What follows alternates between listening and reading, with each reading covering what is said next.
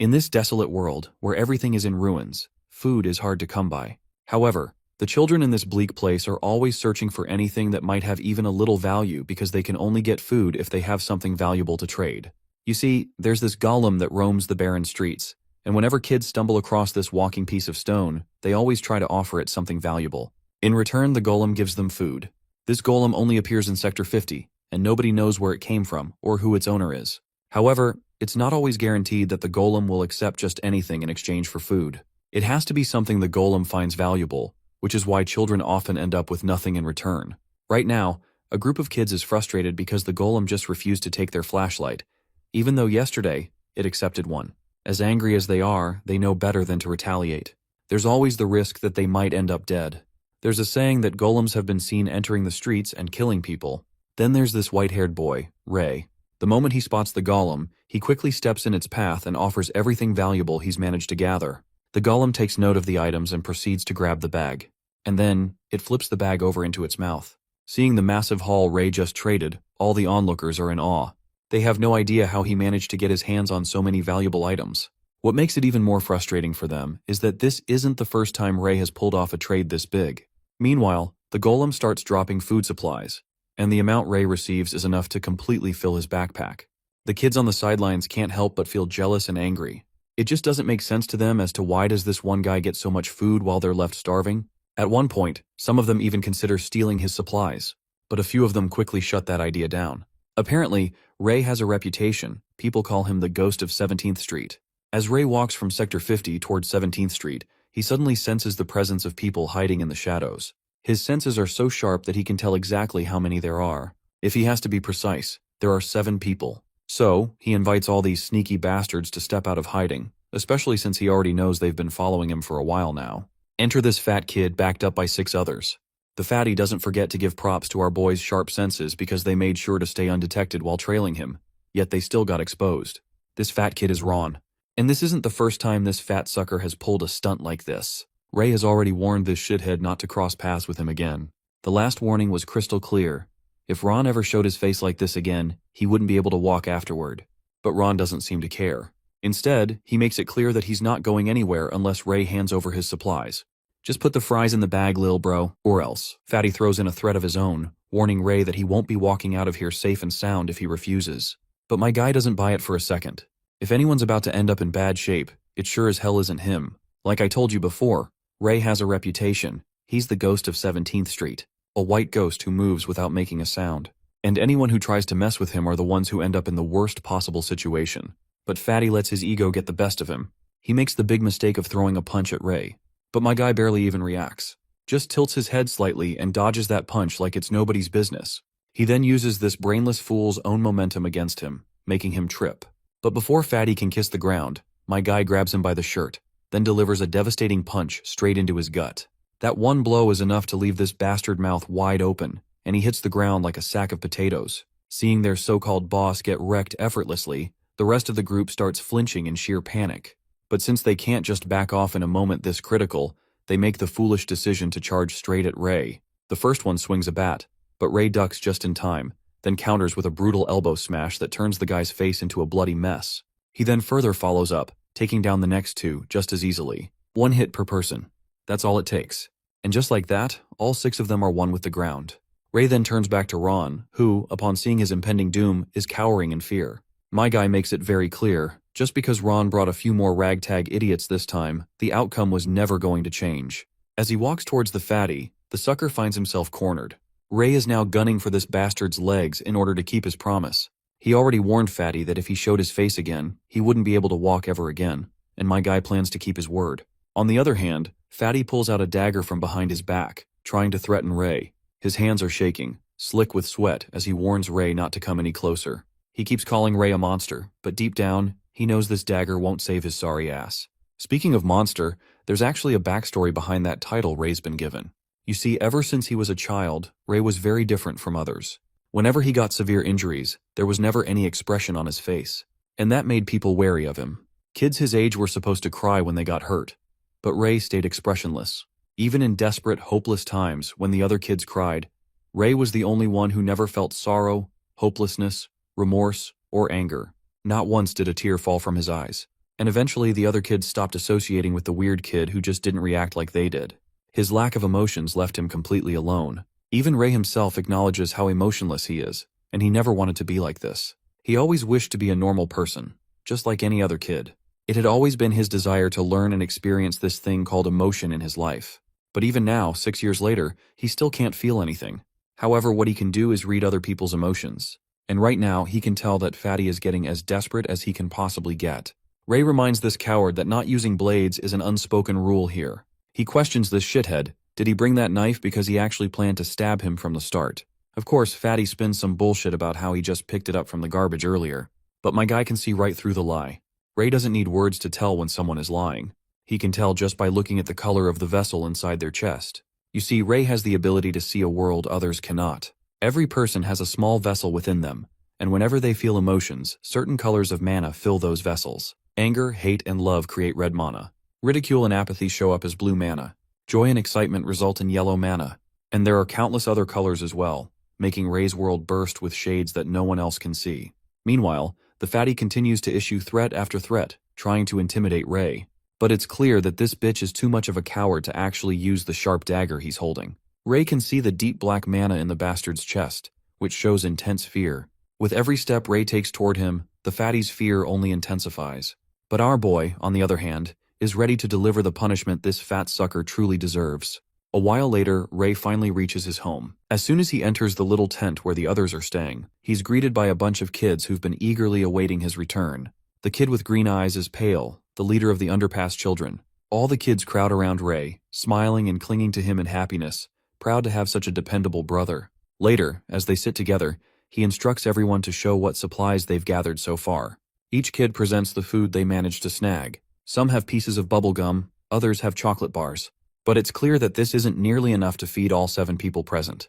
Naturally, everyone starts feeling anxious, unsure of how to proceed.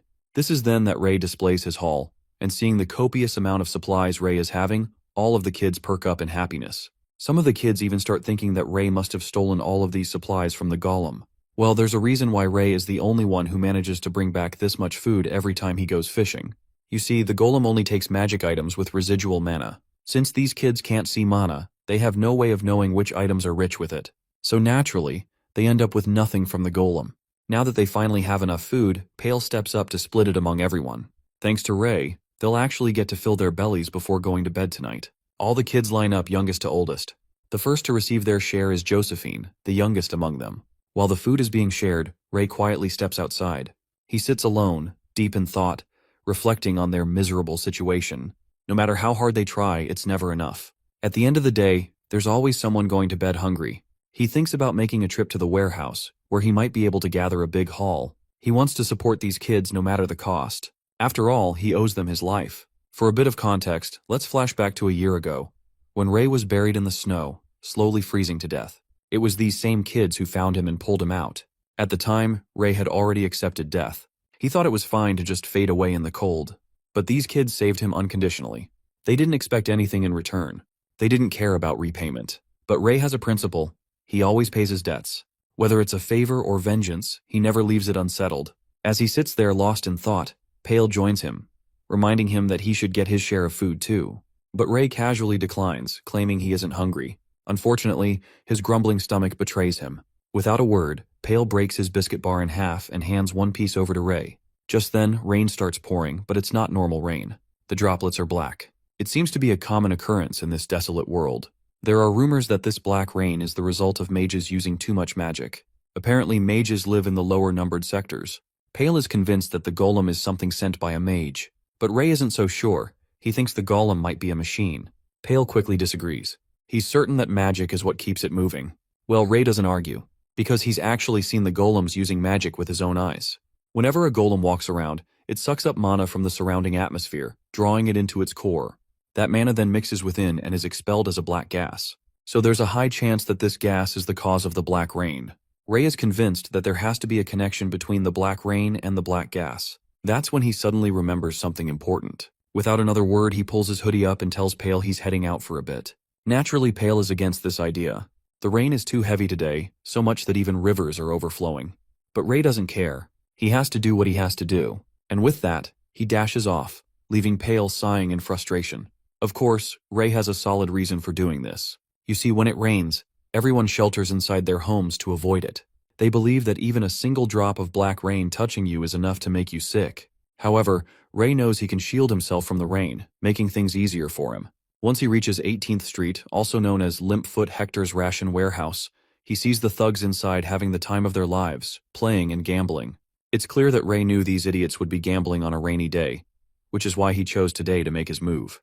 Since no one guards the warehouse on rainy days, it gives Ray the perfect opportunity to sneak inside. The place is completely dark, but Ray has a solution for that. Since the air is filled with an abundance of mana with hundreds of colors, Ray begins drawing in specific colors of mana, mixing them according to the right formula, and ignites fire in the palm of his hands. Although he doesn't know the exact principles of magic, he can use it just fine. Still, controlling red mana is a bit harder for some reason. With the light from the fire, Ray starts checking the supply boxes. As he goes through the supplies, a dagger suddenly whizzes by. It's so close it grazes his ear. It seems his presence has been noticed by the bastards inside, and they don't like the idea of some rat trying to steal their rations under their noses. Turns out, these bastards were hiding behind a pillar from the start, almost as if they were expecting Ray to show up. There are 3 of them in total, and they seem to know exactly where Ray is hiding. What's even more concerning for Ray is that he didn't expect these bastards to be equipped with night vision goggles. They throw their daggers again at Ray, but he dashes down, dodging them left and right. Seeing this, the goons with the night vision goggles are baffled. To think that a kid could dodge those daggers in this pitch-black place is just insane. The other goons berate their fellow to aim properly next time, but the poor guy gets rocked with a punch from Ray before he can even throw his dagger again. At this point, they're all bewildered at how this kid can see them in the dark. What they don't know is that Ray can easily see the color of their vessels. Right now, their vessels are glowing dark red because of the rage building inside them. One of them launches another dagger with all his strength, but Ray is already ready to dodge the oncoming strike. By reading the flow of mana from the vessel through the arteries, Ray can predict and easily dodge the blow. Once he dodges, he follows up with a kick to the guy's neck. With 2 of them down, only 1 remains, but the last one also gets a solid punch to his guts for his troubles. And that's how the 3 of these suckers end up face first on the ground. This is when another bastard barges into the warehouse. This one sounds trouble, because as far as Ray can recall, this guy is Humphrey, the Hector Group's executive. The bald bastard is disappointed to see all 3 of his men kissing the dirt. And what's really tweaking him out is the fact that they were wrecked by a rat. Even Ray doesn't want to mess with this guy, so he pulls his hoodie back over his face and decides it's time to get out of there. He quickly dashes and tries to strike the bastard across the chest to move him away from the entrance. But that punch Ray lands is barely more than a minor inconvenience to this bastard. In return, he tries to grab Ray by his head, but Ray ducks backward just in time, barely escaping. The bald bastard then follows up with a punch that sends Ray skidding across the floor. The bald bastard acknowledges that Ray indeed has some solid reflexes for a kid his age. Meanwhile, Ray internalizes that this guy is packing some serious power. The bald bastard starts throwing punch after punch, but Ray manages to dodge them all, moving left and right with ease. While Ray might be able to dodge, he knows he can't keep it up forever. He needs to figure out something before he gets knocked out. That's when he notices a gap in the bastard's defense, and quickly strikes his chest. As soon as his hand connects, he intensifies the fire in his palm. And that little moment of distraction is enough for Ray to vanish from the spot like he was never there. The other shitheads guarding the place quickly scatter around the warehouse, thinking that since that brat fought Humphrey, he won't be able to go far. Ray starts to feel concerned, because at this rate he's indeed going to get caught. But then he notices a stone and throws it to draw their attention away. Those goofy-ass shitheads take the bait and begin running in the opposite direction, while Ray makes his escape. He's finally succeeded in looting the infamous Hector Group's warehouse, but he knows he's dead if they catch him. Though Ray isn't afraid of dying, what he fears is that if he's not around, the kids won't last long in this unforgiving world. Suddenly, the bastards catch up to him, so Ray picks up his speed. But soon he finds himself facing a dead end. Now that he's cornered, the bastards pull out their weapons and tell him to come here and spit out what he stole before they start poking holes in his stomach. Since he doesn't see Humphrey around, Ray feels confident that he can win, so he starts charging some mana in his fists. One of the bastards charges at him, but Ray sidesteps and delivers a solid uppercut to the bastard. Then comes the other guy rushing, but Ray quickly grabs the bastard's dagger hand and produces some electricity, frying the bastard's head and leaving him down for the count. Suddenly, Ray hears more of these guys coming toward him. It looks like they won't stop pursuing him until he's caught, and Ray isn't sure if he can use his magic indefinitely. This is when he notices the garbage bin behind him and quickly takes refuge inside. The bastards also search the area, but they find no one other than a few of their companions, so they continue forward, determined to find him. They can't afford to lose him. With the rain pouring heavily, the footsteps start to fade, which means no matter what they do, Ray is confident they won't find him here. He decides to stay in the bin for the night because if they follow him to the bridge, the kids will be in danger as well. With that, he spends the entire night in that bin. The next day arrives, and he wakes up to the light seeping through the cracks. He hops out of the dustbin, but is immediately exposed by a bastard standing just outside the bin. Ray can tell just by the color of his vessel that this dude is absolutely angry, and our boy isn't sure if he can handle this bastard alone, given he hasn't fully recovered yet. The bastard finally lunges, trying to kill Ray. But that's when my guy also pulls a dagger of his own and swings it at the bastard. However, the bastard evades the attack and swings back at his opponent. While attempting to dodge the attack, Ray loses his balance and trips. This gives that bastard the perfect opportunity to deliver the final blow, but just before the shiny dagger reaches Ray's eye socket, someone shoots the bastard down, killing him on the spot. The bastard behind the trigger is another sassy guy who seems to already know about Ray. This guy is black-haired Niles, the 17th Street boss. He can't help but warn Ray about the dangerously close call he just had. If the gunshot was even delayed for a second, Ray would have been pushing up daisies. Ray, in response, questions him why he is here, since Niles is usually not awake this early. To which Niles says yes. He claims to have heard rumors that Hector's guys were on the prowl. He then notices the canned food Ray is hiding under his hoodie, and is sure that Ray must have swiped the haul under Hector's nose. For that, he can't help but call out our boy for his bold move. Ray in return reciprocates with a thanks, but Niles clarifies that it wasn't a compliment, so there's nothing to feel proud of. Internally, Ray is unsure how to handle Niles. Because people like Niles have emotions so monotonous that their vessels never really fill up, so he can't tell what this dude is even thinking. Niles, on the other hand, warns him to be careful, or else he'll die if he continues pulling stunts like this. There are people he should not be mingling with, and Ray should know better. But for our boy, endangering his life is still better than starving to death. Well, Niles has no room to argue about that, so he just reminds Ray that they're both equal now. Ray saved him once, and Niles in return saved Ray. But Ray claims that he never intended to save him. Ray merely mistook Niles for supplies when he was floating down the river. But still though, the blackhead still can't deny the fact that he ended up living because of this little brat. Still, as far as Ray remembers, he's already been repaid for the favor. In order to provide some context for what they're talking about, we transition a year back in time. There, Ray happened to pull Niles out of the river. Apparently, Niles used to be an executive of the 46th sector, but he was betrayed. Or at least, that's what Niles claims to have happened. Though Ray is sure it's not a lie, especially since Niles was the one who taught him lessons as a repayment for saving his life. This is when Ray brings up the important question. He asks Niles if he can join an organization. If he has to be specific, he wants to join Niles' organization. The only reason Ray wants to join the organization is to keep those kids safe. Niles does not give any immediate response. He just walks away from the scene and stands behind a wall. He then asks an unexpected question, asking Ray if he can use magic. Ray is shocked and questions him how he knows this much. To which Niles does not respond outwardly, but inwardly, he's very intrigued to realize his hunch is right on the money. Initially, he had seen Ray lighting up a fire without a lighter. Ray, on the other hand, continues to question him about how he knew he could use magic. Niles finally speaks, claiming that one fellow magician had told him that there is mana in the air, which is used for magic, and that there are only a handful of people who can detect and use mana. Ray then asks him if his fellow magician also mentioned something about colors, to which Niles does not remember any mention of colors, but his fellow magician did claim that mana is invisible and cannot be seen with the naked eye. This sparks Ray's curiosity even more, because he can clearly see these different types of colors in the air. Ray questions him once again, asking if he might be forgetting some crucial detail, but this only agitates Niles, as he believes he has already told Ray everything he knows, and at this point, Ray is just trying to push his buttons by asking the same thing over and over. Back to the topic at hand. Ray wants to know if his request to join the organization will be approved or not, to which Niles declines his request for some obvious reasons.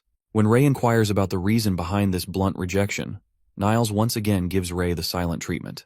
In order to learn the real reason behind Niles' hesitation to take Ray into the organization, here's a bit of background. You see, all the sectors are along the Elton River. If you go up to the river, you'll arrive at other sectors, and you could probably escape the slums and find a better life there. So, Niles believes that it would be too much of a waste for a kid with such abilities to die here. Well, we now know the reason behind Niles' rejection, though he does not say this out loud to Ray. Instead, he simply asks Ray if the thought of leaving the 50th sector has ever crossed his mind. He even offers to help find him a car if he plans to leave this place. Ray, however, simply declines the proposition as he has kids to take care of. But Niles assures him that he is already planning to open an orphanage here, so Ray can leave the kids in his capable hands. He promises to give a better life and make sure they are not dying in the streets. Meanwhile, Ray can't figure out if this guy is bluffing or telling the truth, especially since his vessel color doesn't change at all. Though Ray is not doubting Niles, especially since this guy has always kept his word. Ray then warns Niles about Hector's group, because those guys seem to be preparing to start a war. Ray knows this for a fact because he had seen them receive truckloads of weapons. But it looks like Niles knew about this already. Not to mention, the fact that he just killed one of their guys is a definite declaration of war. Ray reminds him that the people in the stores will suffer if he loses the war. Suddenly, Niles' driver calls him out, reminding him that they should be leaving now. With that, as Niles makes his way inside the car, he reveals to Ray that it's going to be a war zone here, so Ray better find another hideout if he can. Before leaving, he throws this little potion bottle to our boy and tells him to heal his injured ear with this. With that, he leaves the place in his car. We then get back to 17th Street near Central Square, where we meet one of the kids from the Underpass Children's Group. The kid gets excited to see Ray finally back, but his happiness quickly morphs into worries when he notices Ray injured. But Ray quickly tries to assure the sobbing kid that he just fell, nothing else. While the poor kid wipes his tears off while feeling relieved and happy that he was not into fights, Ray notices this whirlwind of emotions inside this kid. To think that a single person can feel so many emotions at once is something that never fails to fascinate him. He then hands over all of the canned food to the kids and tells her to head to the tent first, and also inform Pale that he will be back soon. By the way, this kid's name is Josephine. While the kid walks his own path, Ray turns to the old woman, Viola, and asks her if she told Josephine anything. Apparently, this old woman is blind, which explains why she didn't react when Ray appeared in the scene. She is a storyteller. She responds to Ray's question by answering that she was just telling her about the rainbows. Ray gently cautions the old woman to perhaps not always tell the kids these fantastical stories, because he doesn't want them to develop feelings of inadequacy, and it could make them less content with the streets they are currently living in. But Viola believes that children should be encouraged to imagine and dream beyond their immediate surroundings. Ray takes note of the color of her vessel, and it appears to be purple. But he is not sure what feeling this purple color might represent, because he has never seen this color in anyone else besides Viola. Ray then warns her about the impending conflict that is looming on the horizon, and advises her to consider moving to another street before things escalate. After this little exchange, our boy walks away, while Viola can't help but to notice how considerate Ray is for a child. The next morning, our boy runs some errands as a delivery boy. When the shop owner opens the gate, he is surprised to see Ray in front of him, since he was expecting Ron to show up with deliveries. While my guy pretends not to know, deep down in his mind, he can't help but to think how that unfortunate fatty got both his legs broken, so he is essentially a helpless person. Ray then politely inquires the shopkeeper if he is not planning to evacuate, as there won't be any customers if a conflict arises. But the shop owner claims that he has nothing other than this store, and as for the war, he is quite certain that it's not going to happen. Hearing this, Ray gets intrigued and inquires about the reasoning, to which the shop owner explains that Hector's group and Neil's are currently in discussion, so if things are resolved peacefully, there won't be a conflict. Right at that moment, the gate of the room where the meeting was going on opens up, and we see a group of men from Hector's group. The man with scars all over his face is actually the leader of 18th Street, whose name is Hector, the leader of the Hector's group. My guy quickly pulls his hoodie over his face. Hector, on the other hand, is intrigued by the fact that a child is working in this place while all the adults have fled. He then places his hand over Ray's neck as a gesture of appreciation for the hard work Ray is putting in. He then further gives the little one some coins and tells him to treat himself well. With that, they proceed to leave. But it is then that the bald man Humphrey notices Ray's injured ears, so he quickly turns towards our boy. It doesn't take long for Ray to sense the shift in the atmosphere, so he quickly hides his ear because he knows he has been recognized. But before the bald man can react, his boss calls out to him, telling him to stop standing there idly. Eventually, they all leave the place in their nice car. Meanwhile, Ray knows that Humphrey had recognized the wound on his ear, but he is not sure why that man left without saying anything. Ray and that shop owner then hurry to Niels to inquire about the outcome of the negotiations. And sadly enough, the only thing Niels has to say is that the negotiations failed. So the conflict is inevitable. The shop owner is dismayed to hear this news. Niels then elaborates that the terms Hector was demanding were simply unreasonable. He basically wanted Niels's entire organization to submit to his control, which is even worse than engaging in a conflict with those men. He then apologizes to both the shop owner and Ray and advises them to remain cautious and stay in the hideout. After leaving the shop, Ray walks alone through the streets, As he does, he reflects how difficult it would be to navigate the streets if the conflict were to break out. In order to prepare for the impending crisis, he decides to gather as much food as possible beforehand. Suddenly he notices Humphrey in the car, which Ray finds very suspicious because he had never seen a car like his in Sector 50, so he decides to investigate. Later, we find ourselves at the entrance to Hector's group on 18th Street. The big boss himself, Hector, is acting as nothing more than a subordinate in the presence of this man who emerges from the car. The man's presence is commanding, and it's still unknown who this figure actually is. The monocle over his left eye only makes him even more stand out. Even Ray doesn't seem to recognize this man. He then takes note of this man's vessel's color, which is dark blue, and calling it black wouldn't be incorrect either. That color resembles the mana of golems when they move. Also, he is curious about the rings around this man's vessel. Not only that, there is a significant amount of mana surrounding the rings as well, and it's as if he is using those rings to contain the mana from escaping. He is certain that that man is dangerous, and he needs to inform Niels about it.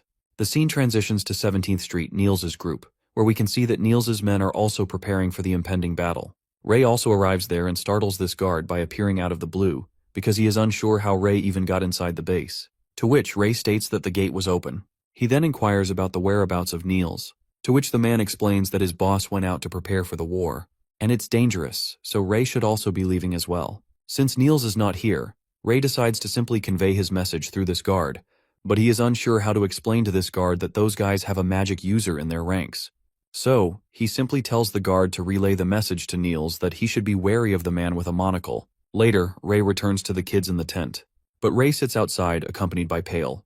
Pale questions him about his opinion regarding who is going to emerge victorious in this conflict. Well, Ray is uncertain about which side to support, especially since both groups seem to be evenly matched. Personally, Ray is rooting for Niels, because he believes it's the only way the safety of the children can be assured. If Hector wins this war, the street children will be sold into slavery. Suddenly, they hear a terrifying noise, which puts Ray on high alert. The scene then quickly shifts to 17th Street, where Niels' soldiers are trying their best to fight off against these golems, but all of that barrage of bullets has no effect on these creatures. In retaliation, the creature unleashes a massive amount of dark blue magical energy that decimates everything in its path. And as if that is not enough, the golem dispatches those men with his bare hands like they were mere tomatoes. The one manipulating those golems is, of course, this monocle-wearing bastard. He is feeling very pleased with his creations, and further commands them to eliminate everything here. We then transition back under the bridge where the kids live. While Ray is planning to join the fray, Pale quickly grabs him by the hand and stops him from going. As they are arguing about who should go and assess the situation, their skirmish ends up waking Josephine up. But Pale quickly tells her that they will be back soon enough, so she should go back inside the tent and have some sleep. Finally, Pale concedes to our boy's insistence. He decides to stay with the children here, while he gives Ray the green light to venture further. He also tells him not to go too far and to return as soon as he figures out what is happening. After promising to return as soon as possible, Ray finally reaches the scene, and everything is in a state of chaos. The aftermath of the battle is brutal. Everything is engulfed in flames, and the soldiers are scattered around with missing limbs. The one red-haired soldier we had seen before still seems to be alive. He reveals to our boy that those bastards had brought golems with them, and the man with the monocle was controlling them. He then warns our boy to flee before his life is extinguished. He dies on the spot, as he is also torn apart into two equal pieces. It breaks Ray's heart to witness this unnecessary bloodshed. He closes the poor soldier's eyes, grabs the dagger from the ground, and decides to proceed. He is certain that the way things are going, Niels is bound to lose, so he wants to assist him in any way he can. While Ray is occupied, we shift back to the bridge at the same time, where all the children live. Well, it appears that not even the children were spared.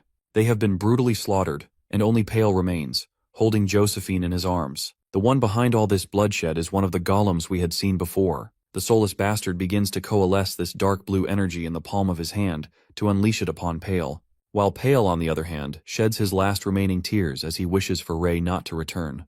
The 17th Street of Central Plaza had just gone up in flames. The man had arrived exclusively late to the horrific scene. All he could see were the corpses of Niles' underlings, but strangely, his own corpse was nowhere to be found, indicating that he was still alive. A loud rumbling took his attention from behind. Ray turned around quickly, realizing the direction it came from. Understanding that, he ran towards the tent. When he got here, panting and exhausted from all the running, it was yet another dreadful sight. He witnessed the remains of someone right up ahead of the golem monster. Filled with rage, Ray moved to attack this monster with his flaming sword. But the monster quickly turned back with its sharp senses and executed a heavy gut punch against the boy's stomach. Bro came at him with a full Mike Tyson swing. Anyway, Ray felt immense pain as he crashed into a wall. On the brink of defeat, he doesn't want to give up and hopes to assure his loved ones are all safe. It was at this moment that a voice called out in his mind. He relived the memories of the children, the people who adored him every time he came back. It empowered him for a moment, before those mellow memories became a terrifying nightmare. All of those children had been brutally murdered. Lorraine, Leia, Corden, Miles, Josephine, and Pale were all gone. Ray pitifully denied the reality, reaching out for them. He can't accept the loss of their lives without having to repay them for their kindness. But it matters very little since the silver-haired boy is about to meet his own end here. He hears a familiar sound, the same sound that he heard during a fight. This was the bastard golem who became responsible for ending their lives. And now, it is preparing a blast to end Ray too. These helpless children as well as Niles's men, and even the people in the street. The bloodbath that followed was all because of this monster. Ray took it upon himself to exact revenge no matter the cost. He uses every fiber of his being, every last bit of his energy, pooling it together until he has enough to stand. But Ray's body didn't obey, until a powerful car was chucked at the golem from out of nowhere, sending it crashing away. From inside the vehicle comes out Niles, who rescues Ray. Thankfully, the kid hasn't received any major injuries, but the boy is dreadful and discouraged to share the news of the deceased children. Niles horrifically turns and realizes what went down. He apologizes to the child for being too late to the scene. Ray doesn't want to accept it as his fault. Niles, realizing that the boy is deeply grieving and blaming himself for their lives, hugs him for comfort. As for his subordinates, they're all dead. The one responsible is definitely Hector, who called mages from the outside to kill them all. The question is, what's he going to do now? Niles intends to return to the street in the hopes of scouting for survivors. Before he's about to talk about his next part of the plan, Niles is shot with a damn laser beam right through his chest. Ray's eyes turn to shock as he sees the golem standing behind, having just dealt the final move on Niles. Poor guy's got a hole in his chest and he's still smiling. What a man. Niles collapses in the boy's arms, with Ray despairingly calling for his name. He doesn't even know what happened just now. His heart beats incredibly fast as he remembers training with Niles and sharing all his memories. The boy's heart beats with a vengeance to confront the damning golem who killed off everyone he cared about. The golem aims to kill the boy, but this time, Ray's the one fuming with the thoughts of killing everything in his path. Black rain poured. There was loss, defeat, and guilt. But more than anything, what Ray wanted the most was to escape from this horrifying nightmare and wake up to correct everything. But this was just the reality he could do nothing about. The golem pointed its hand towards him, aiming to finish the boy. The boy in response does the same, his powers charging in a bright red. Both of them prepared their one final attack and at last released the two beams. The destructive beams collided with each other, but one thing was different about Ray. He was an emotion, not a robot. He had reasons and emotions to fight for. That's why his attack became overwhelming for the golem. The fiery storm of hellfire erupted and engulfed the creature, reducing it to nothing but rubble.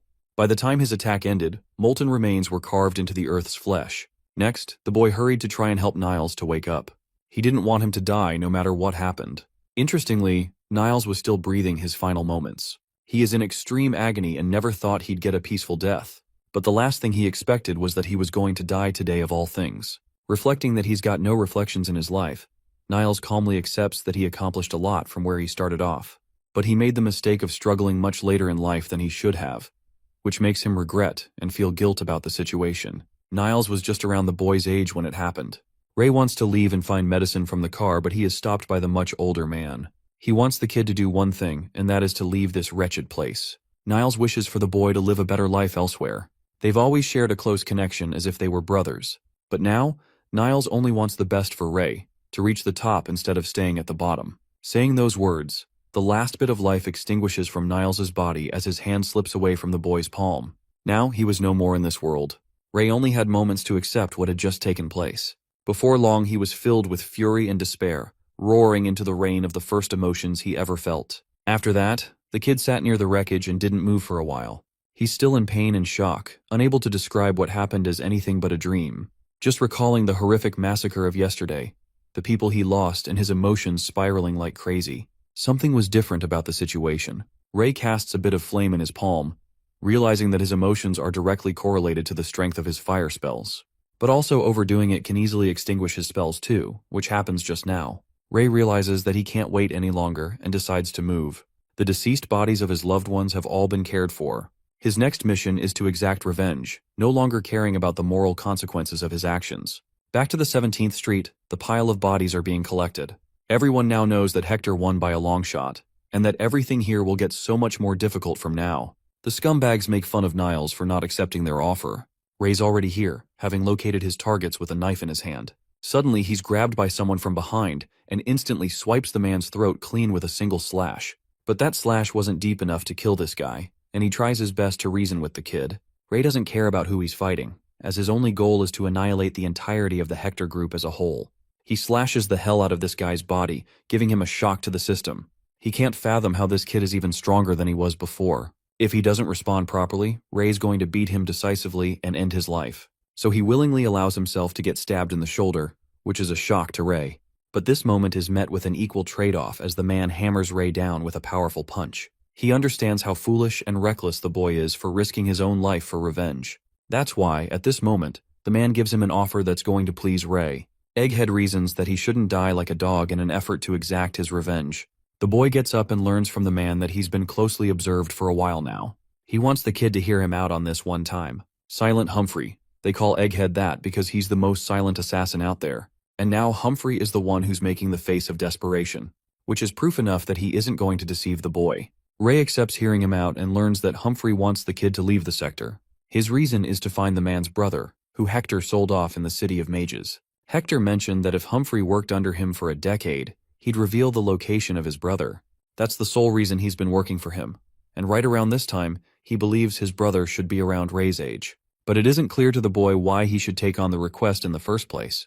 Humphrey finally reveals Ray's secret. He understands that the kid knows how to use magic. It comes as a shock, but Humphrey continues that he was certain after seeing his fight in the warehouse. Despite the boy's small use of magic right now, it still won't be enough to defeat Hector as he stands. After all, Hector is always guarded by an extremely powerful mage, so the chances of killing him on a whim are next to nothing. The pitch-black mana emanating from that mage is fearful enough. Humphrey describes this image as a demon. On the off chance that someone from their side tries to betray them, that mage freezes them entirely. Humphrey vividly recalls a guy suffocating to death with a bowl of water placed around his head. That mage is just too powerful, extremely powerful.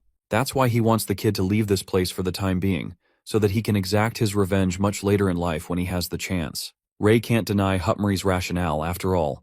He's yet to learn magic and only used it by what he assumed was right. If he's fighting an excerpt mage, he's going to have zero chances of winning that encounter. The City of Mages is near the upstream of the Elton River, and only mages are allowed to step foot inside. Humphrey gives the boy all the saved-up money he collected over his life. The same goes for information on his brother's personality and characteristics. Ray is shocked that he's being entrusted with the money. After all, he could always betray Humphrey. But after seeing the boy for a while, this guy knows that the kid is one to maintain his promises. And he's seen enough from the boy to conclude that he can easily advance to a higher-level sector. Humphrey supports Ray the same way Niles once did. He insists the boy hurry and come to a decision as they have little time. Ray makes up his own condition. He wants Humphrey to properly take care of the corpses at the underpass, and then he'll search for his brother. It's an easy deal and Humphrey easily accepts. Ray decides to go, claiming that he'll return in one piece. Yes, the One Piece is real. Ray ran as fast as he could to ensure no one followed him. He arrives before Grandma Viola, tossing her a coin to ask a quick question. The granny happily inquires what the boy asks of her. Ray wants to confirm if the story about the rainbow is true or not. He wonders if he'll finally be able to make a wish upon encountering a rainbow. Ray dives into an old memory that he shared with one of the underpass kids. He joyously talked about the tale of the rainbow, and how anyone would be able to make a wish if they found the point where a rainbow touches the ground. Ray thought about it with seriousness for some reason, and that leads to the current day. The granny concludes that rainbows do exist, even if the wishing aspect is ignored.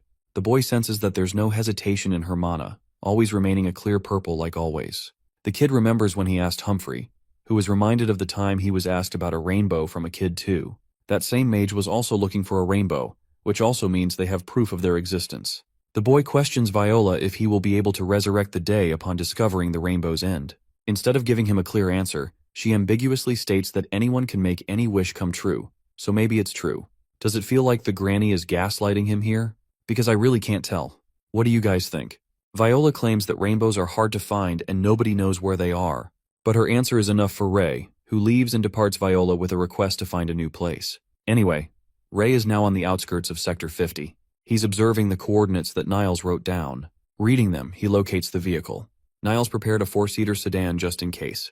The boy reaches for the door handle when one of Hector's lackeys comes out to catch him. He wonders if Niles gave him an order to retrieve the car, and just to fuck with the boy's emotions, he provokes him by asking about Niles' emotions. Ray was confident that he wasn't being chased by any more of Hector's men, but it turns out that one caught up to him. Regardless, he can't waste time and clutches the door handle to get inside. The man bolts at him, and before Ray's about to close the door, the man catches it open. He roars at the kid to open the door. Ray's already exhausted much of his mana, so his strengthening magic isn't working wonders here. He forces a fire spell, precisely aiming at the guy into a finger beam before blasting his brains off. He kicks the corpse away and steps on the pedal full speed. Ray's finally going to experience what life is like outside of Sector 50. Having arrived someplace far away, the kid comes to a stop before inspecting the car's trunk. He's rather surprised that Niles was so well prepared that he stashed enough water and food supplies in the back. Still, it's going to come to use since he won't be arriving into the next sector before a bunch of days pass. That night, Ray lit himself a fire and decided that it was important to get more information on magic in the next sector. As for what he knows for certain, Ray understands that there are two forms of mana. The first is red mana, which can be used without any preparation. The second mana requires numerous colors to be utilized all at once. Mana isn't just easy to manipulate. However, after channeling certain emotions, he can utilize some of it more easily. Rage is just one example. His activation trigger is Rage for now, and that's how the boy is able to cast that kind of mana. Unfortunately, he has hit his limit.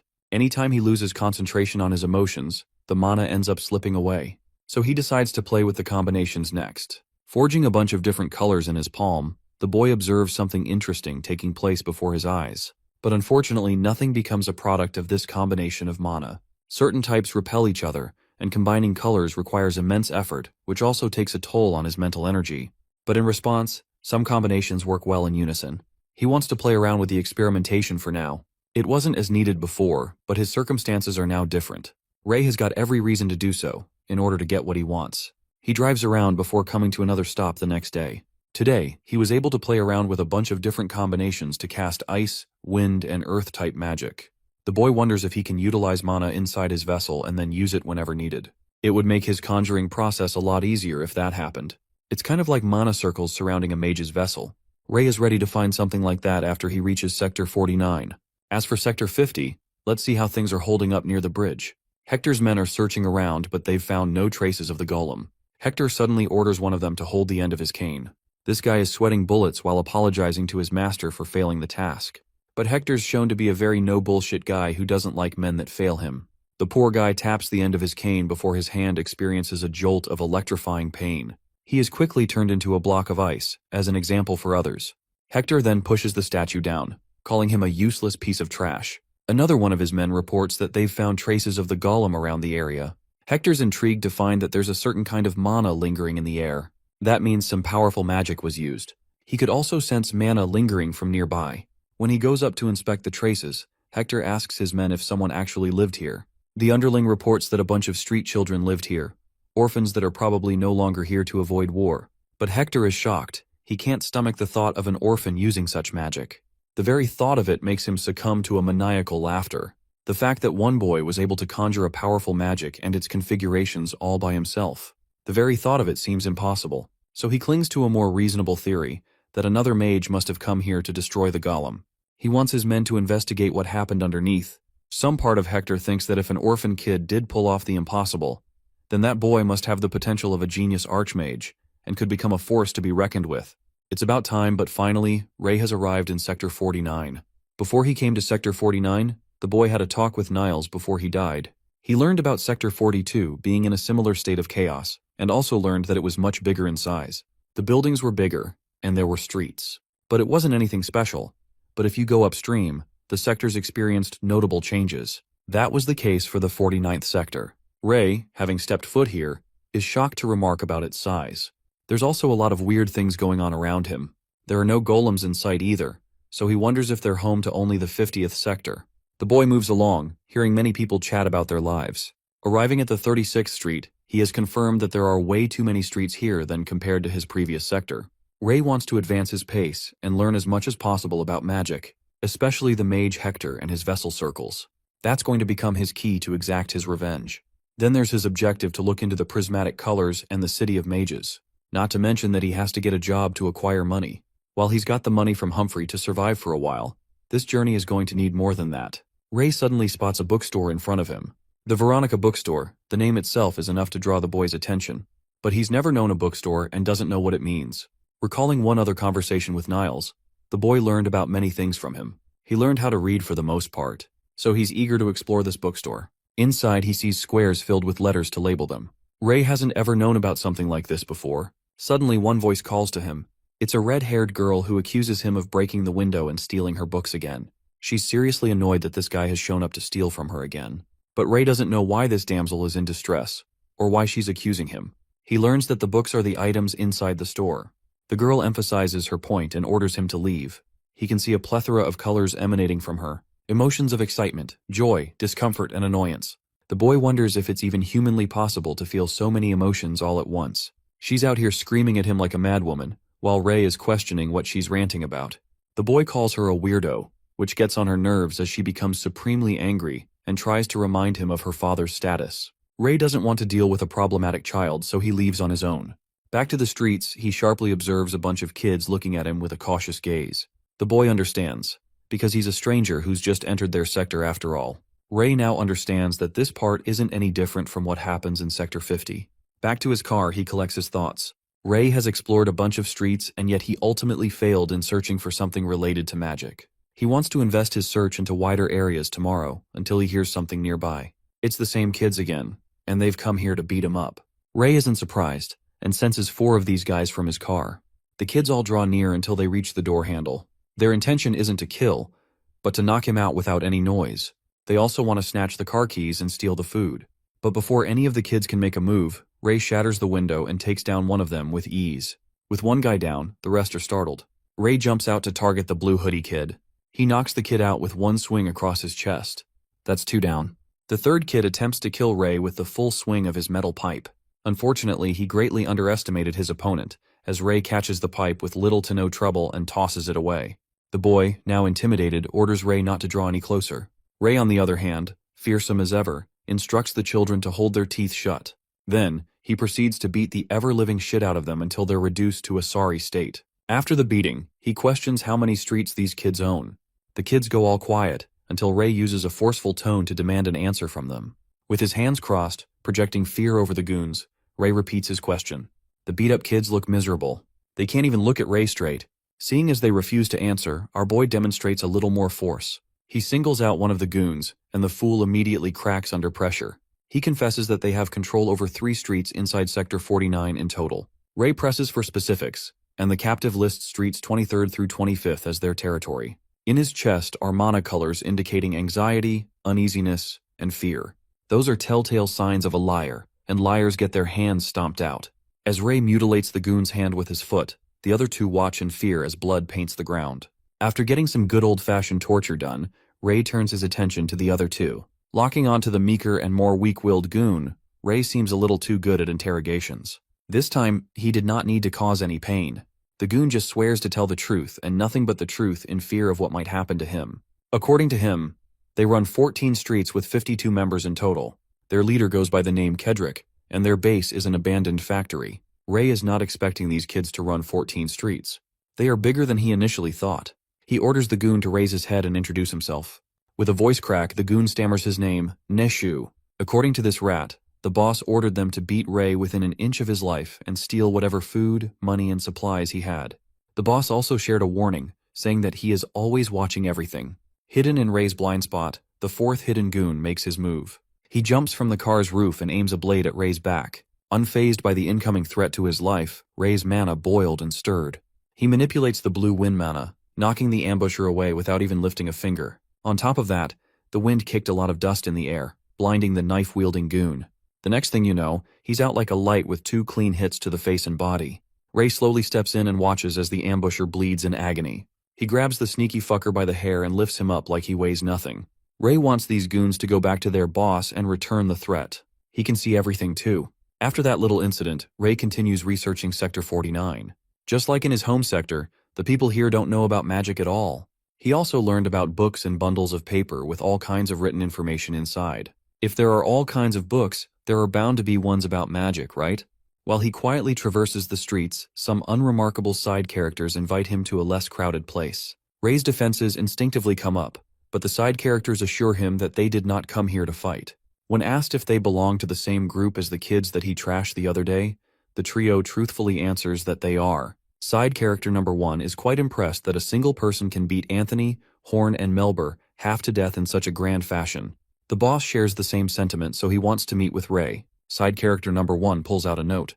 Unfortunately, the three of them cannot read at all. They are ordered to say exactly what's written on the note, but none of them are literate. Running out of patience, Ray swipes the note out of their hands to read it himself. As he skims over the short note, the side characters look at him like a mystical being. Given that he can read, he might as well be. In their gang, only the boss and someone named Waver can read. The note was simple and confident. It is an assurance that Ray will never starve if he works for the gang.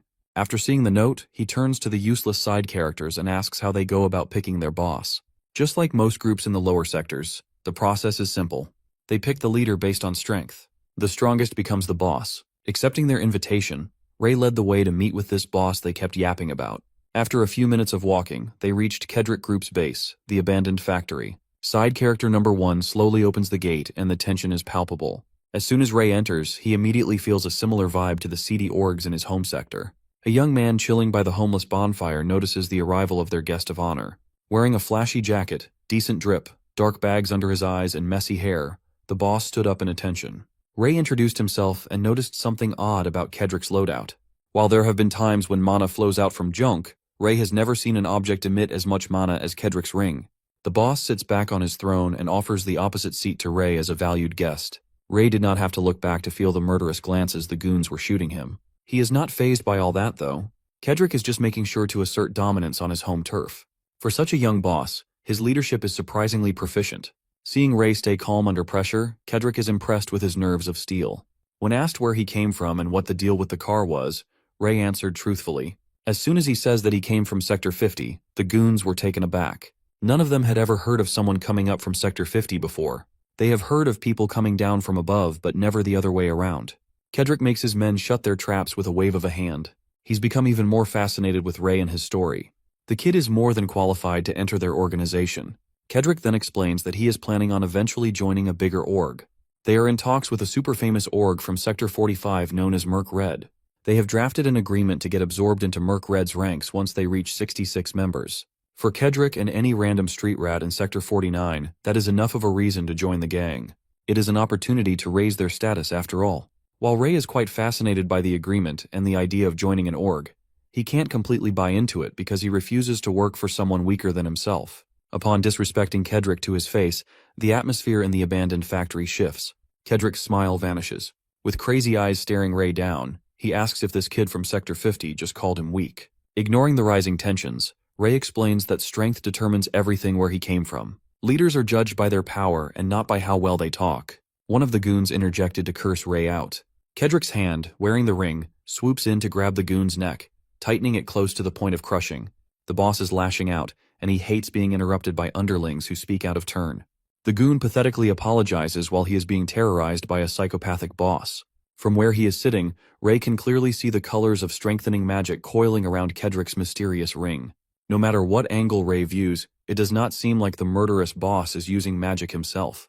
That ring is the only thing even remotely magical in this decrepit place. Getting bored of the violent display, Ray asked one of the goons when the tantrums were going to end.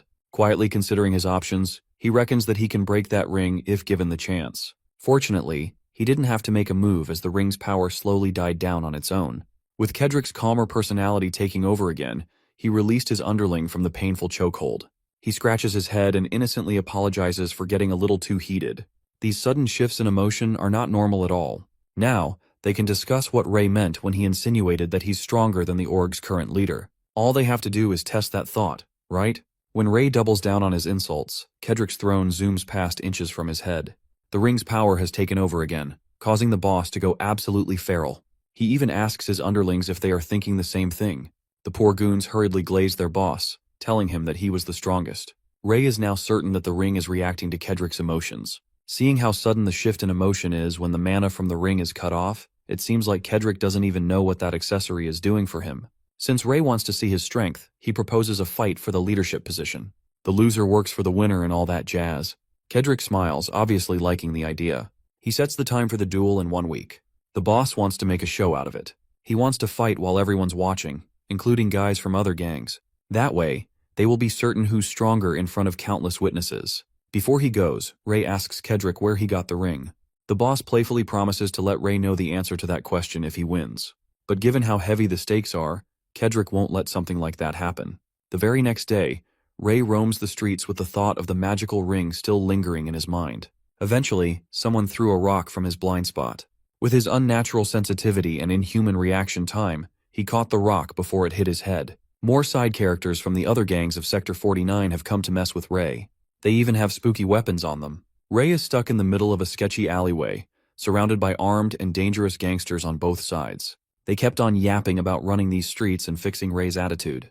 Our boy had already had enough of this useless blabber. If they are going to fight, there's no need to waste any more time. As expected, he made quick work of these untrained brats wielding bats. No matter where Ray goes, people just keep on picking fights with him out of nowhere. It must be because the word of his duel with Kedrick is spreading. Though Kedrick's gang is not attacking as instructed, the other gangs are free to do as they please. Allowing a stranger to walk around unscathed in their territory must hurt their fragile pride. They are even going as far as forming alliances to keep Ray in check. Nevertheless, everything is going according to plan so far.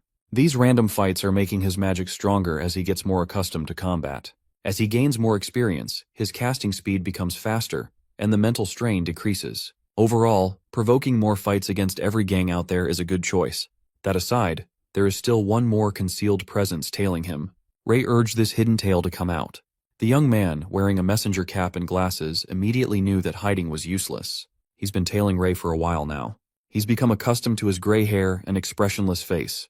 In the streets of Sector 49, Ray had been dubbed as the Hunter. Glasses walked out of his hiding place to face the fearsome Hunter of Sector 49. Ray assesses the stranger up front. The kid is smaller than the usual gangsters. He's going around alone, and he doesn't look good at fighting either.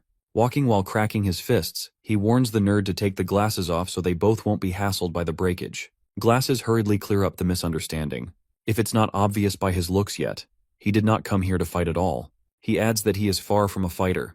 With his scrawny body, he'll be useless in combat. So, Ray asks what is up. The kid steals his resolve and introduces himself as Philip. And scrawny Philip here has an offer for Ray. After hearing his spiel, Ray decides to follow Philip for now as they traverse the slums of Sector 49.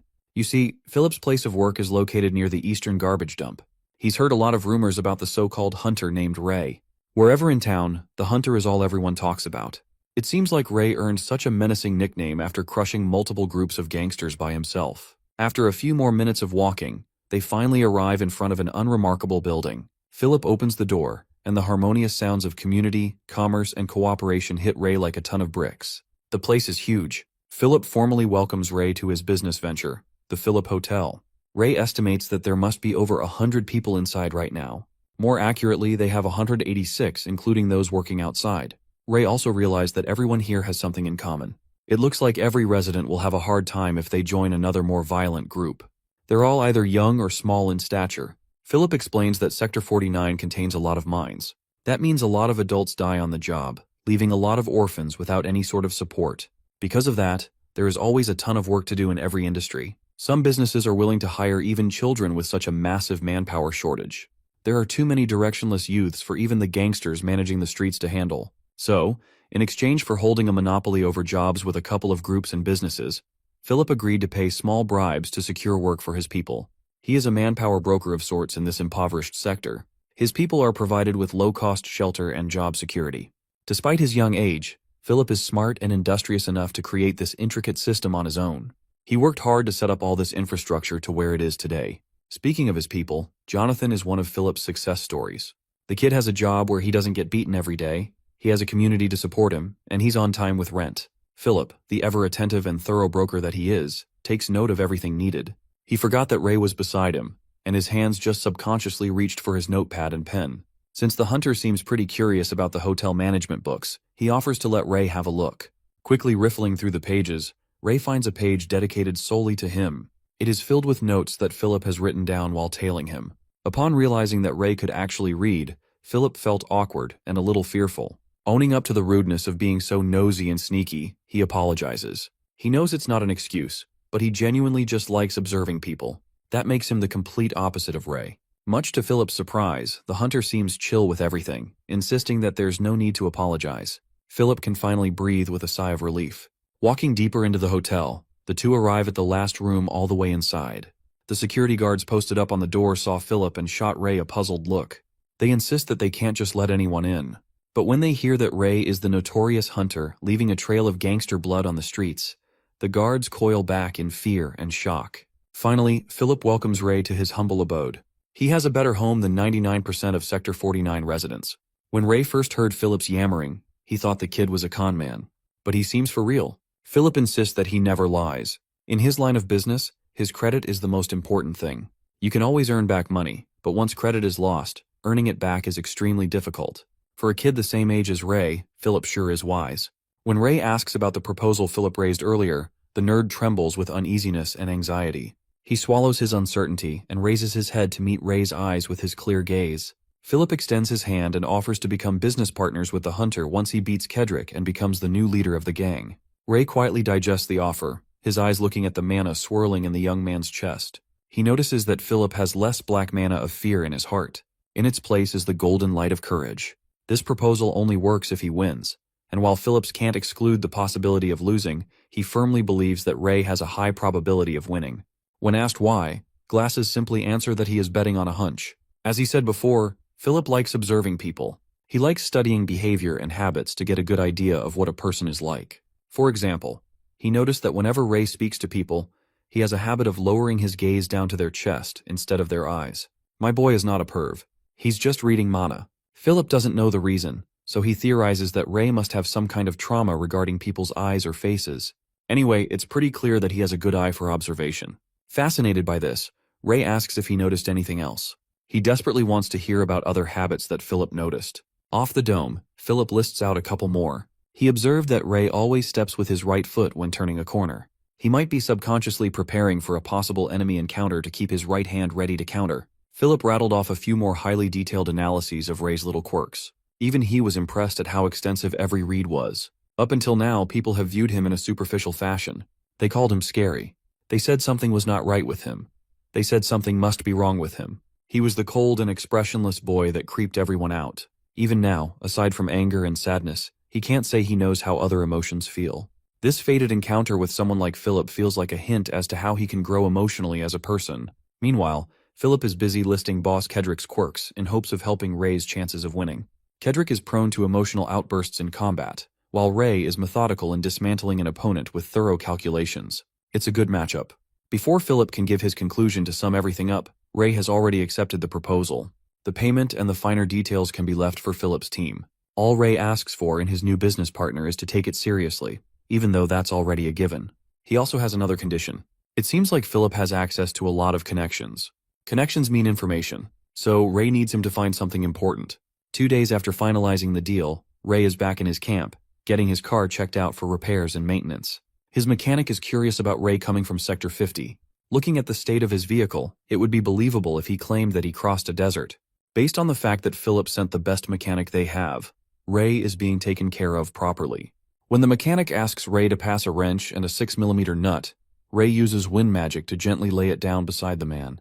He's been constantly practicing precision control, and the increased finesse is apparent. After a few more minutes, the repairs are done. Except for the engine overheating, there wasn't much to tinker with.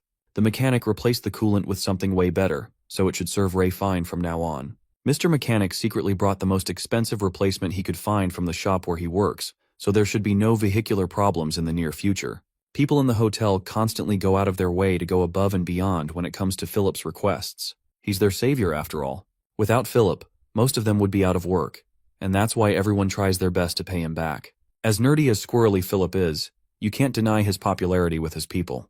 Before leaving, the mechanic hands Ray a note written by Philip. Since it would be hard to memorize a whole message, Philip wrote it down. Finally, the enthusiastic mechanic left with all his equipment and tools in tow. Back in the office, the last request Ray raised was his need for information about mages. Philip had heard about people who could use magic before. He promised to gather information on anyone that's even the least bit suspicious. Given Philip's extensive web of information, it shouldn't take too long. And just like he promised, the nerd delivered quickly. He got a ton of information Ray can work on in just 2 days. The first on the list concerns Wolfman, a 42-year-old baker in 2nd Street. Witnesses swore that they saw the guy carry a heavy bag with one hand. Probably nothing. Next is Kenny Store's clerk Andrew from 8th Street. He ate dry wheat bread without wincing. Definitely sus. He might be the throat goat. Upon skimming through the list, Ray's hopes of finding a clue about mages and magic started dwindling. But then, a line of text catches his attention. A lead that can be worth looking into and confirming. Just to cover his bases, Ray still checked out the people least likely to be related to magic. He crossed out ordinary people who were just a little weird but didn't possess the chest rings indicative of magic power. After exhausting the list, Ray was left with one last lead. It listed an incident where a steel pipe fell from a roof in an empty shopping district. The suspicious figure is a man in his 30s or 40s. He is often seen going between above and underground with food in hand. That day, a strong wind blew, strong enough to knock the steel pipe out of its trajectory, as the man narrowly avoided an accident. He did not appear surprised or shaken by the supposed near-death incident in the slightest. Even Ray is convinced that there is a high likelihood of this man being a mage. On the way to the shopping district, he finds himself in a familiar area. The bookstore he passed on the first day. There are 2 kids squatting outside, making sure that the store is closed. These 2 have been throwing rocks at the windows every day, tormenting the owners and slowly forcing them to stop operating their business. Ray overhears them discussing getting double pay if they can push the store owners to sell the property. They can just throw rocks at the 2nd floor this time. Stop targeting the store and start messing with their home. That way, they can torment and force the owners out. When one of the kids moves to throw a hefty rock, the 2nd floor window swings open, revealing the fiery young lady yelling at the rock throwers. She heard everything they were saying, and she was pissed to the high heavens. The young lady curses at the kids, screaming at them to get out. Ray sees the yellow light of courage and conviction swirling in her chest. However, her heart is overrun with the black mana of fear. Even the kids can see that she's just acting tough. Her words are harsh, but her body is trembling. Without warning, the kid finally threw the rock. Thankfully, his aim sucks, and it hits the wall. Nevertheless, it shook the young lady. It is widely known that the bookstore only has kids and some sick old people inside, so they are an easy target. Fighting through terror, the young lady continues acting tough and yelling at the unruly kids. The 2 little psychopaths continue swarming her with rocks, this time deliberately aiming for her face. Just as Ray is about to step in to prevent any serious harm, he is shocked by the brilliant light he's never seen come out of anyone else before. The young lady extended both her hands as mana danced around her palm. A chaotic wind intercepts the incoming rock, protecting her from a direct hit. The psycho kids were taken aback. Their rock fell back down instead of messing up the girl's face.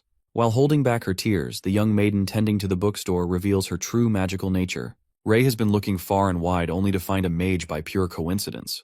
The psycho kids' dullard minds cannot comprehend what just happened. Chalking it up to their imagination, they try to attack again.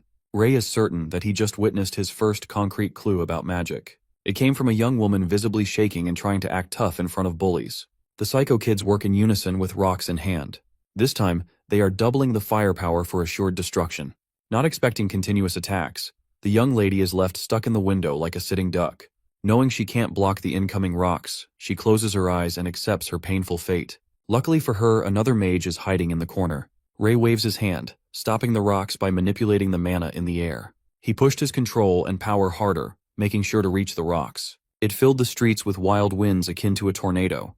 The next thing you know, the rocks made U-turns, finding their way back to their senders' faces. Ray made sure to make it hurt a lot. He injected enough force to knock the psycho kids out cold in one hit. Finally, he exits the alley to check on the bastards lying on the floor. He looks up, making eye contact with the young lady in the window. It's been a while, but their second meeting is a lot more interesting than the first. Ray gave the psycho kids more beating, targeting their arms and legs to make sure that they didn't cause any more unnecessary trouble. The young lady invited Ray in to formally thank him for the timely help. He asserts that there is no need for such formality. Besides, he has something he wants to ask her. It just so happens that she does too. At the same time, he asks if she's a mage, and she asks if he just used magic back there. The enthusiastic inquiries made both of them pause for a moment.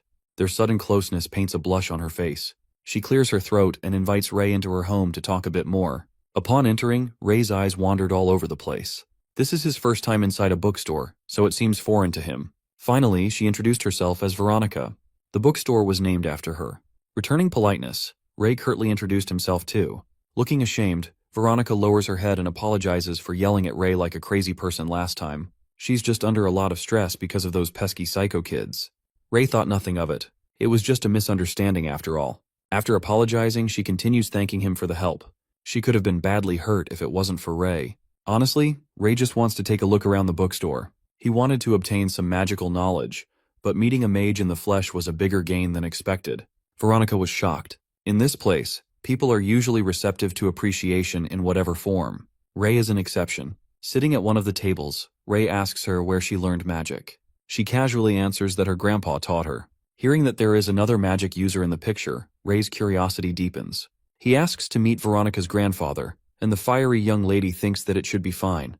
Before going upstairs to fetch the old man, Veronica notices something concerning. In Ray's cheek is a slight bleeding cut. He must have been grazed by something, considering he's been throwing hands left and right. Veronica worries that he might get an infection if left untreated. So, she extended her arm and held Ray's face gently. Slowly and steadily, she summoned a white and warm light that wrapped around his skin. After a few seconds, the graze on his cheek is gone, as if it never existed in the first place. With that, the simple treatment is all done. Surprised by this new application of magic, Ray stood up and eagerly asked how Veronica did that.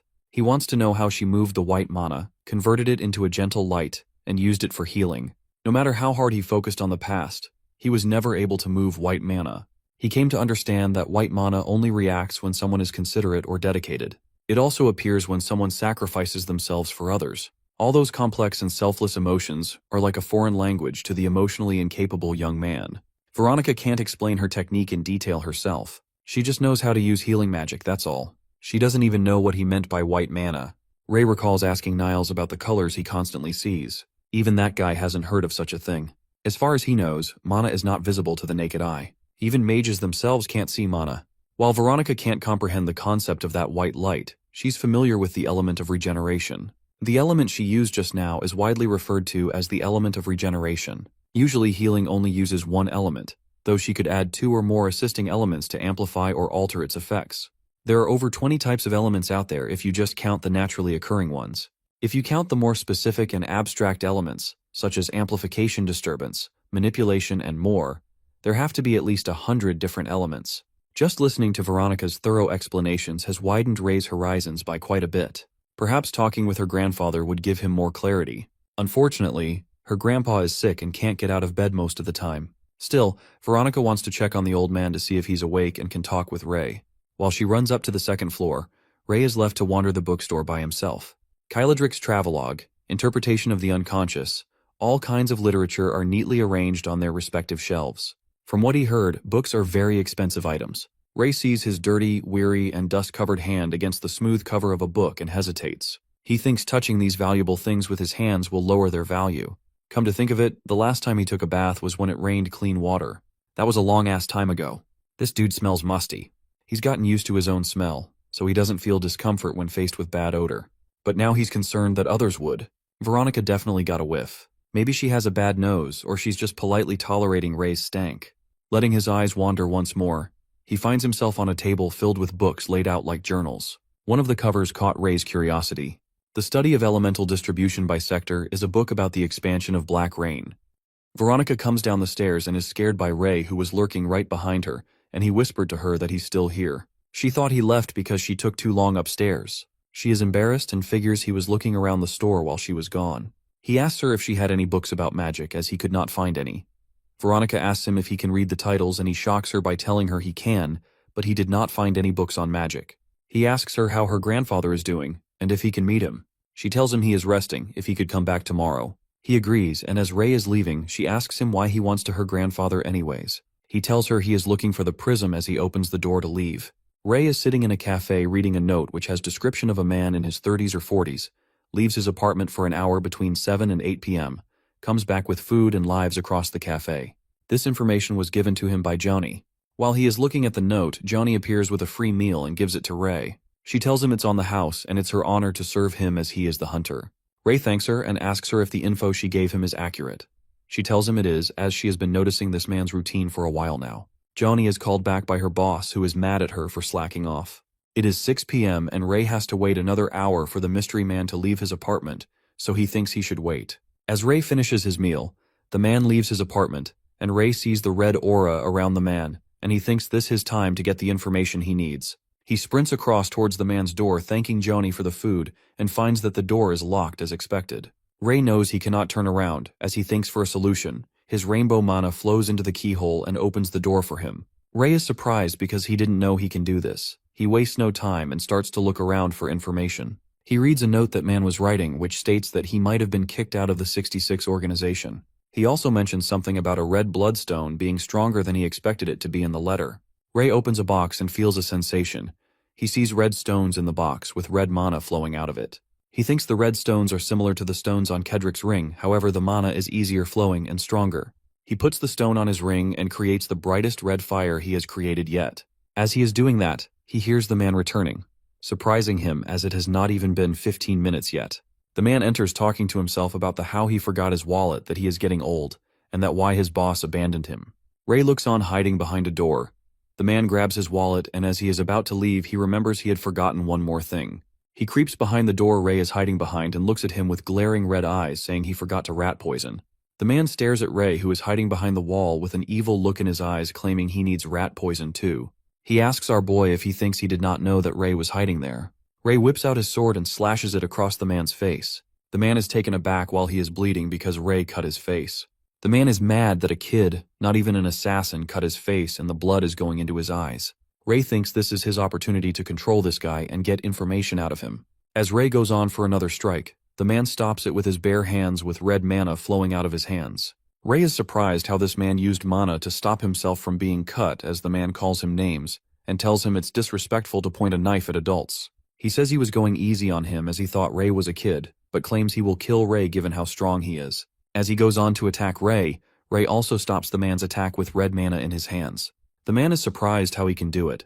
Ray thinks he remembered the colors, patterns, and ratio and copied it to defend himself. Ray blocks the man's attack by copying him. The man is surprised as he was the one who created the metallization technique and how Ray copied it. He goes on to attack Ray in anger and Ray overpowers him, causing multiple cuts on his body and face. The man realizes that there is an assassin who can copy magic but did not think that the assassin would be a kid. The man thinks Ray was sent by his boss to kill him and retrieve the red stones. He gets mad and all of his body is taken over by flame. He tells Ray to tell his boss will be visited by Walter the Blood Eye soon and his boss will regret abandoning him. That is, if he makes it out of here alive, as he wants to burn Ray down and make his boss acknowledge him. Ray knows this situation is dangerous as Walter's mana is spinning intensely, leaking out of his blood vessels. If he didn't use his mana to protect himself, he would have been in trouble. Blood Eye, covered in flames, challenges Ray to try to kill him again. He attacks Ray and he blocks his attacks with rainbow mana. He asks Ray how long he plans to play defensive. Ray knows he cannot get close to the man as he is surrounded by fire, but his defense will not last forever. Ray thinks he has to extinguish the flames before he can attack the man. He surprises the man by surrounding him with water and using two magic techniques at the same time. Ray prepares a water attack and charges at the man with full force. Walter, while getting hit, realizes he might not be the assassin. Ray defeats him and starts bleeding from his nose, thinking these are the effects of him using magic at full mental capacity. He believes his magic has become faster and easier. But if Walter felt so strong for him, he cannot imagine how strong the man with the monocle is. He believes he needs to get stronger in order to carry out his revenge and knows he has time to do it. He regrets not getting all of the stones as he did not know things would turn out this way. After defeating Walter, Ray returns to Veronica's shop, who kindly greets him and welcomes him in. She notices Ray has changed his clothes and asks what happened to his old clothes. Although Ray thinks he got rid of the clothes because Walter would recognize him by his clothes, as he did not see Ray's face in the room because it was dark, he tells her that he just got rid of them. She tells him that she told her grandpa about his visit, how Ray saved them with magic, and that he is looking for the rainbow but nothing else as they walk towards Grandpa's door. Two boys look at Ray in anger, and Veronica tells him that they are her little brothers. Her grandpa brought them from the orphanage and took all three in. Ray asks her if it was to teach them magic. She gasps and asks him how he knows that. Ray tells her it was a guess as she told him her grandpa teaches her magic. They both arrive at his door and Veronica introduces her grandpa Graham to Ray.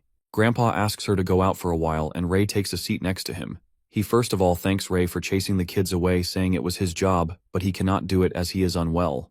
Ray notices Grandpa has 4 rings, indicating he is feeling multiple emotions. Ray thinks this would be difficult for Grandpa and hand for him to read. Grandpa tells Ray he heard that Ray has questions to ask him, and Ray tells him that he has been looking for a mage for a long time. Graham asks him isn't he a mage himself. He heard Ray could use magic very skillfully. Ray tells him he still has a lot to learn. Grandpa laughs and asks Ray where he's from, which is met by a silence. Grandpa thinks Ray has a long backstory, so he lights up his hand and asks Ray to play a game with him. Winner gets to ask losers questions. As this is happening, Ray can see and feel the mana between them. Grandpa tells him there are multiple elements in magic, and elements can meet to create new elements of magic. He created an element of maintenance which would stop external factors from interfering between them. Ray surprises Graham by asking what is the other element he is seeing, as he can see two colors. Grandpa thinks a regular mage could not have identified this in his lifetime, yet Ray did, and questions his luck as he went to so many orphanages to find talent. But now that he does not have long to live, true talent is sitting in front of him. Ray asks him what this other element is, and Grandpa tells him he will have to play the game to get answers. Graham created a sphere. Whoever pulls the sphere to them using magic, he gets to ask the questions. He says he'll put it closer to Ray to make it fair. Ray barely gets his hand up and Grandpa already caught the sphere. Ray is in shock, thinking he is fast. He asks Ray where he learnt magic, who answers he is self-taught. Grandpa is surprised, claims Ray surprised him twice in one day. Ray asks him if a self-taught mage is rare, and Grandpa tells him he has to win the game to ask the questions. They both get ready for round 2. Grandpa and Ray prepare for round 2, and Ray lost again. Grandpa tells Ray that the point of this game to see how well one handles mana. Ray is angry and thinks at this rate he will be giving out his information and getting nothing in return. As they prepare for round 3, Ray changes his tactics and wins the round, claims there is nothing in the rules about hindering opponents. Grandpa tells him to ask anything, and Ray asks him what mana is. Grandpa tells him mana is an element all things are made of. One cannot see it directly, but they can see it through secondary things like lightning. He also tells him a very few amount of people can sense mana. You do not have to use magic to sense it. Sensing mana and manipulating it using magic are two different talents. Ray asks Grandpa if he meant the ability to manipulate mana as talent. Grandpa tells him yes, as mages who are honest with themselves can use mana better than others. They go on to another round and Ray wins again. Grandpa is surprised by how the element of maintenance is the most difficult to perceive, but Ray is figuring it out in real time. Ray asks Grandpa what the rings around the hearts of the mages are, and he tells him they are vessels for mana. Depending on the character of the mage, these vessels collect and refine mana in the air and distribute them as elements. Ray asks him if these vessels make the mana easier to use. He is told yes, and besides that, if mana is used from the air constantly, this could cause mana poisoning. People are affected differently. Some get sad, some start laughing, and some get extremely angry. This is then a permanent mental illness. Ray thinks he is immune to mana poisoning as he does not feel emotion. Using atmospheric mana with emotion can cause the user to turn mad. He asks Grandpa if someone is immune to mana poisoning, it would be a great advantage. Grandpa thinks the idea is great, but he hasn't seen someone use it that way yet. Grandpa asks Ray if he has a dream. He tells him he wants to kill someone, and also wants to save someone. Grandpa says he has heard people say they want to kill, but never that they want to save someone. He asks Ray if he would like to learn magic from him. Ray is surprised, and wonders why a man of his abilities would teach an orphan from the streets. Graham tells him he wants nothing from him, and Ray agrees. Graham asks Veronica to come in, asks her to tell him why he took her and her brothers home from the orphanage. She tells him it's because he wanted to leave a legacy of his knowledge. He tells Ray that he heard he wants to find the rainbow. Everyone has different theories of the rainbow, but all converge to one thing. Whoever finds the rainbow will become like a god, and that is why the monocle mage is also looking for the rainbow. Veronica asks what a god, and as Grandpa is explaining to them that the god is creator of all things, a rock breaks through a window which Ray catches. Ray swiftly catches the rock thrown at them while he grabs onto Veronica to protect her. He thinks despite of him injuring their arm and making it useless, the bullies of the bookstore do not seem to stop. Grandpa thanks Ray for saving them once again and claims he cannot do it anymore because of his health. He asks Veronica to bandage Ray's hand as it started bleeding from the shards of glass when he caught the rock. Ray asks Graham about these bullies of the store. He tells him he got an offer to sell the store, but he refused and thinks it's their doing. He opened the store to help his student and complete his research paper, which is his life's work. He enjoyed meeting people in the store, but as he is getting old and sick, he can no longer protect the store and plans to sell it for the safety of his grandchildren. As he says this, Veronica starts crying and arguing that she does not want him to sell the store or fade away. Grandpa is sleeping and Veronica is on the floor with Ray standing next to her. She tells him about Graham's sleep disease. His hours of sleep will keep increasing till he is no longer able to wake up. Right now he can only stay up for 2 to 3 hours a day. She asks Ray to come tomorrow as Graham will be up for a few hours. Ray wears Veronica's raincoat, which fits him perfectly. Before leaving, he tells her not to worry as everything will go well in an attempt to comfort her. Ray heads out to look for the bullies of the bookstore on the 8th Street. This area belongs to Jeffer's gang. He believes those kids also belong to Jeffer. He thinks they are all hiding because of the black rain, so he has to switch up his plans a bit. He needs to find Phillips first as he connects all the gangs. He can arrange a meeting with Jeffer. Ray goes to meet Philip and runs into Cedric's gang. He sees Cedric beating someone up in the container. As he breaks down the down to confront Cedric, he asks Ray what he's doing in there, and if he also has business with this guy pointing towards an injured person.